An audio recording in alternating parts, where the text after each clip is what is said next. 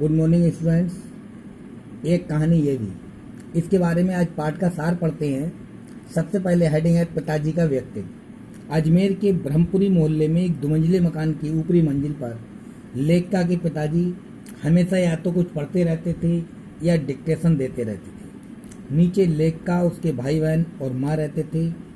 लेखिका कहती थी कि माँ अनपढ़ थी, हम सबकी इच्छाओं और पिताजी की आज्ञा का पालन करने के लिए हमेशा तैयार रहती थी। अजमेर से पहले पिताजी इंदौर में थे। वहाँ उनका बड़ा मान सम्मान था। वहाँ समाज सुधार के कामों में भी जुड़े हुए थे। पिताजी बेहद कोमल, संवेदनशील, परंतु क्रोधी और अहमवादी भी थे। दूसरा हेडिंग है क्रोधी और शक्की बनने का कारण क्या था। अजमेर में उन्होंने अंग्रेजी हिंदी शब्दकोश को पूरा किया, जिससे उन्हें यश और प्रतिष्ठा तो बहुत मिली, परंतु अर्थ नहीं। अर्थ का मतलब पैसा नहीं। अपने अहम के कारण उन्होंने अपने बच्चों को अपनी आर्थिक व्यवस्थाओं का भागीदार नहीं बनाया। उनकी नवाबी आदतें अधूरी, महत्वाकांक्षाएं और हाशिए पर सरकते चले जाने की यातना क्रोध बनकर माँ को थरथराती रहती है। अपनों के हाथों मिले विश्वासघात ने उन्हें शक्की बना दिया था। हेडिंग है लेखिका में पिताजी के व्यक्तित्व की छाप। पिताजी के व्यक्तित्व की अनेक अच्छाइयाँ और बुराइयाँ लेखिका में आ गईं।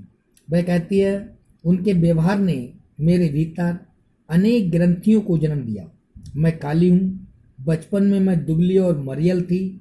पिताजी मेरी बड़ी और गोरी बहन सुशीला की खूब प्रशंसा करते थे, जिससे मेरे ही अंदर गहरे हीन भावना की ग्रंथि पैदा हो गई।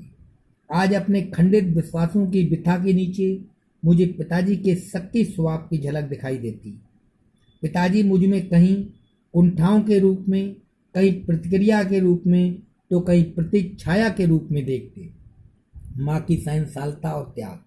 हमारी अनपढ़ माँ पिताजी के ठीक विपरीत थी। उनमें धरती से भी ज़्यादा धैर्य और सहन शक्ति थी। वे पिताजी की हर ज्यादती का अपना और बच्चों की हर उचित अनुचित फरमाइश को अपना कर्तव्य समझती थी। उन्होंने जिंदगी भर अपने लिए कुछ नहीं मांगा, केवल दिया, परंतु उनका व्यवस्था भरा त्याग मेरा आदर्श ना बन सका। बचपन का उल्लास। मैं 5 बहन भाइयों में सबसे छोटी हूँ।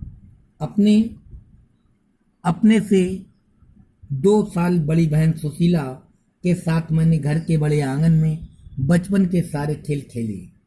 सतोलिया, लंगड़ी टांग, पकड़म पकड़ाई, काली टीली आदि। गुड़ियों के ब्याह भी रचाए। भाइयों के साथ गिल्ली डंडा खेला, पतंग उड़ाई। हमारी सीमा घर तक ही थी, बाहर नहीं। लेकिन उस समय मोहल्ले के किसी भी घर में जाने की कोई पाबंदी नहीं थी। आज महानगरों के पास में रहने वाले लोग पड़ोस कल्चर से अलग होकर कितने संकुचित और असहनीय हो गए। कहानियों के पात्र। मेरी दर्जन भर आरंभिक कहानियों के पात्र मोहल्ले के हैं।